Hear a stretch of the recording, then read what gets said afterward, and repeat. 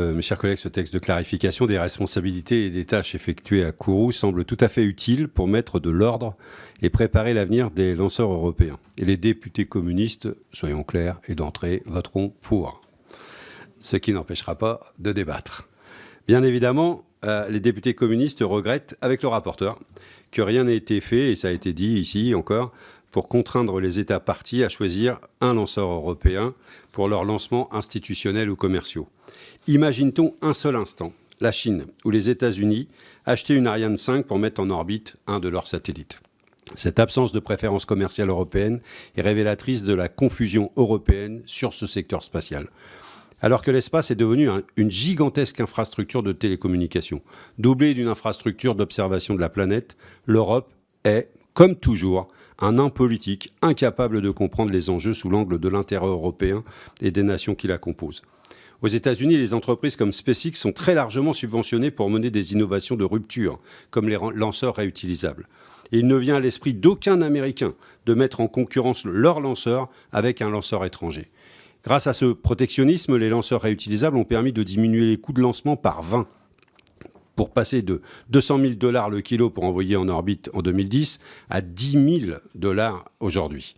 En parallèle des lanceurs réutilisables, la diminution du coût des satellites a également fait l'objet de recherches payées par le contribuable américain. Ces recherches ont permis de diviser par 100 le coût des satellites, passant de 30 millions de dollars pièce à 300 000 $. Ces deux nouveautés cumulées ont permis de programmer l'envoi de milliers de satellites en orbite basse, de façon à couvrir le globe d'Internet et donc de maîtriser une infrastructure de télécommunications à l'échelle globale. Ces constellations de satellites envahissent le ciel. SpaceX a pour objet d'envoyer 40 000 satellites en orbite. Et la constellation chinoise sera formée par 13 000 satellites.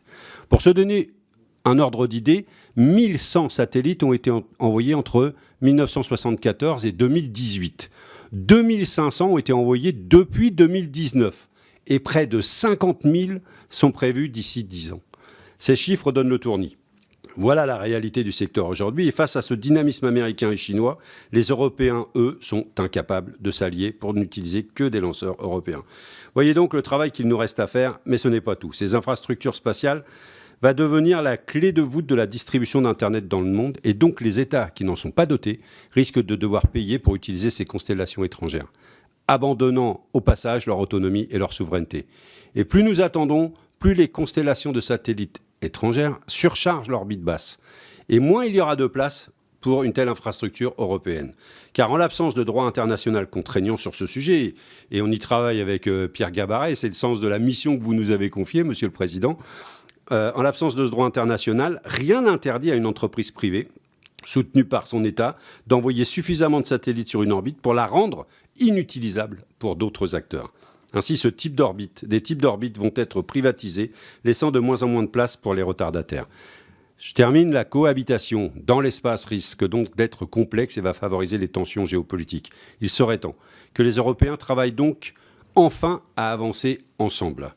Voilà donc un panorama très rapidement brossé sur la question spatiale, sur laquelle nous continuons de travailler, et nous reviendrons vers vous avec Pierre Gabaret dans le cadre de notre mission d'information. C'est un sujet absolument passionnant et essentiel, et qui mérite que la France s'y penche. Et nous espérons que la présidence française de l'Union européenne permettra peut-être quelques avancées dans ce domaine.